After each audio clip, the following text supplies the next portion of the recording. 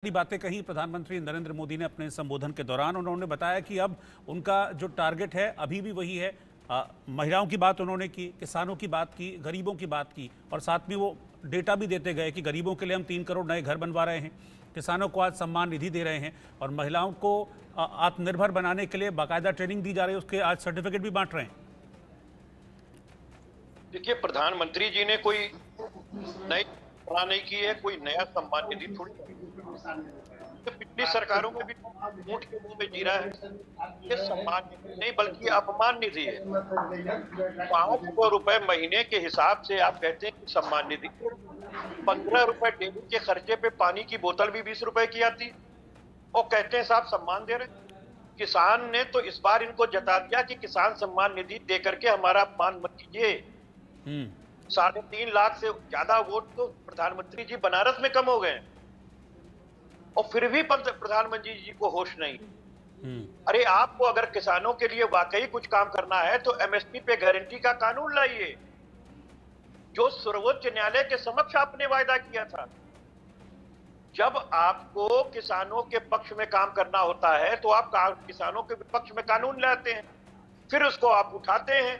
750 किसान शहीद हो जाते हैं, उनकी शहादत को नमन क्यों नहीं किया मोदी जी ने?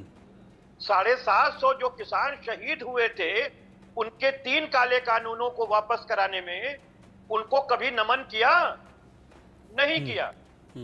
एमएसपी पे गारंटी नहीं देंगे, किसानों का आयोग नहीं बनाएंगे। किसान आयोग तो है लेकिन इत्तेफाक यह है कि उसमें किसान नहीं है, बाकी पूरे आयोग के लोग।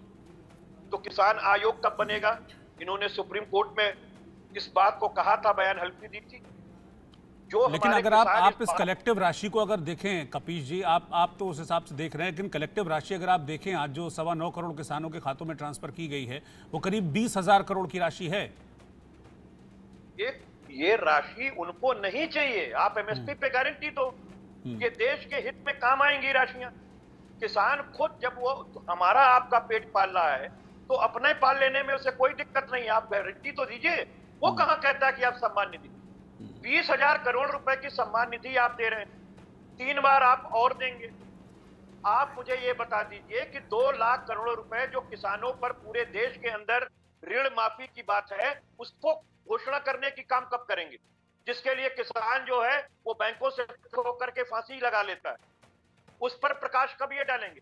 16.5 लाख करोड़ रुपए 28 उद्योगपतियों का आप माफ कर सकते हैं, लेकिन 2 लाख करोड़ रुपए आप किसान का नहीं माफ करेंगे। 20,000 करोड़ रुपए की आप जो है सम्मान निधि तो दे रहे हैं 4 महीने में, लेकिन आप उसको एमएसपी पे गारंटी नहीं देंगे। आप स्वामीनाथन कमेटी की जो रिपोर्ट आई थी उसके अनुसार आप उसको लागू नहीं करेंगे, लेकिन स्वामीनाथन जी को आप जरूर जो है वो भारत रत्न दे देंगे। तो ये हिला हवाली करने से देश नहीं चलेगा, न किसान ऊपर आएगा। किसान ऊपर तब आएगा जब उसको अपने लागत मूल्य से ज्यादा अच्छा उनका फसल की बिक्री होगी। एक अच्छी मंडी दीजिए, आप तो मंडी तक दे नहीं पाए आज। सबसे बड़ी बात तो यह है कि 100% की खरीद कब होगी? जो काउंटर बढ़ाना था वो तो योगी जी के यहाँ उत्तर प्रदेश में काउंटर ही घट गया था। आप मुझे बताइए कि किसानों को खुशहाल करने के लिए ये 500 रुपए महीने या 15 रुपए डेली की रकम चाहिए या उनको एमएसपी पे गारंटी? कबीर जी, आप भी और हमने देखा था कि किसान आंदोलन के दौरान लगातार एमएसपी पर गारंटी की बात आप लोग करते रहे थे। मेरे साथ हिमांशु भट्ट जी भी हैं, सीनियर जर्नलिस्ट हैं। हिमांशु भट्ट जी, जब भी एमएसपी की गारंटी की बात आती है तो फिर सवाल उठता है कि क्या एमएसपी पर गारंटी देना ये फीजिबल है, ये प्रैक्टिकली पॉसिबल है? इस चीज को लेकर भी कई बार सवाल उठ चुके हैं। सवाल तो उठ चुके हैं और इस पे जब राजकारण खेला जाता है ना, politics when it is played ना, इन्होंने कह दिया कि किसान ये नहीं चाहते। कैसे कह दिया?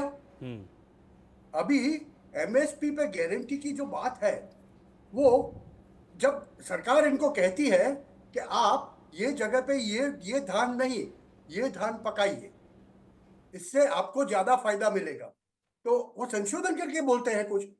वो क्यों नहीं करना चाहते?